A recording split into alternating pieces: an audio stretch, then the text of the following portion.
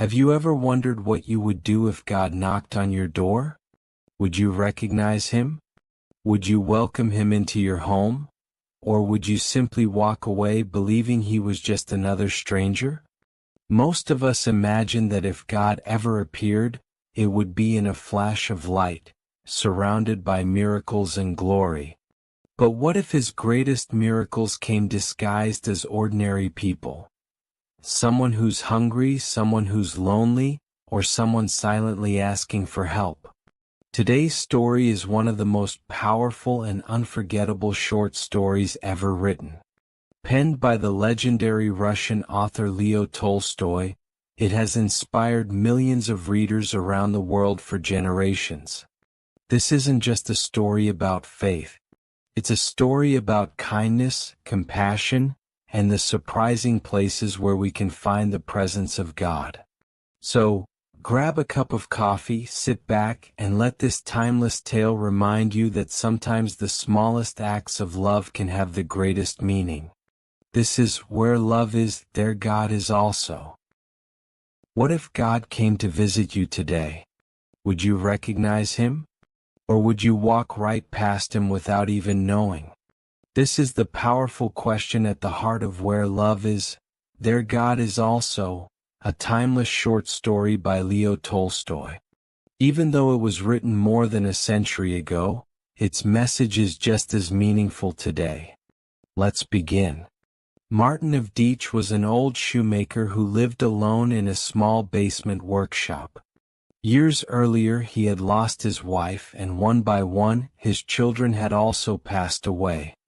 His grief was overwhelming, and he began to lose faith in life itself. One day an elderly traveler encouraged Martin to read the Bible.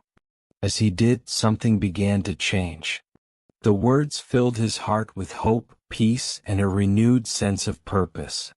One night, after reading the scriptures, Martin heard a mysterious voice calling his name. "Martin, tomorrow I will come to visit you." Martin awoke, wondering if it had been a dream. But he believed the message and eagerly waited for his special visitor. The next morning, Martin watched through his window, expecting someone extraordinary. Instead, he saw an elderly street sweeper struggling in the freezing cold.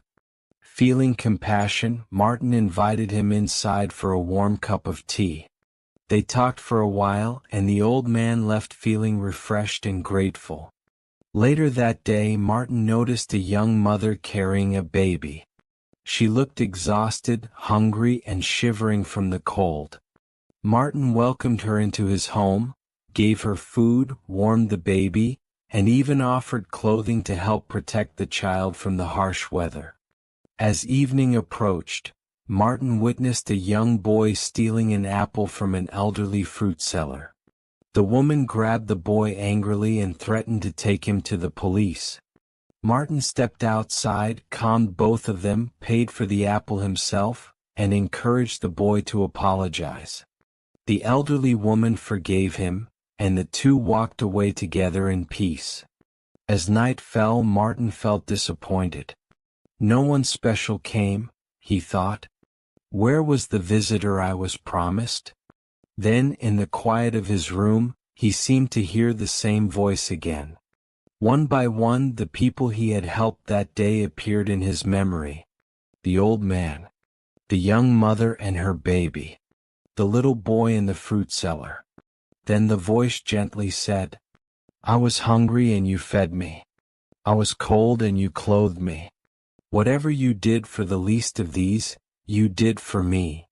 In that moment, Martin understood.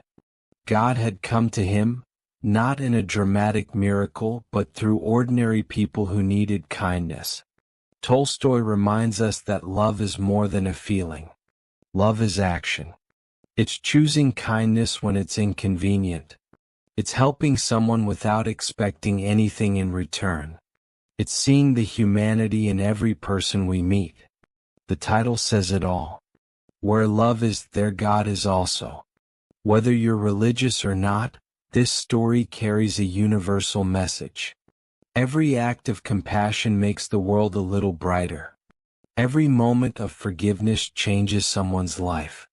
And every simple act of love has the power to reveal something greater than ourselves. If this story touched your heart, remember this. You don't have to perform extraordinary miracles to make a difference. Sometimes offering a smile, sharing a meal, listening to someone in pain, or showing simple kindness can become the greatest gift of all. Because where love lives, hope lives. And where love is, there God is also. Thanks for listening.